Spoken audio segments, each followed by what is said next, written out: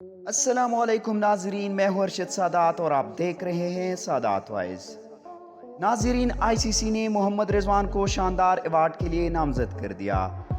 ناظرین، پاکستان کے wicket keeper بلے باز محمد رضوان کو بہترین T20 cricketer of the year award کے لیے آئی سی سی نے نامزد کر لیا۔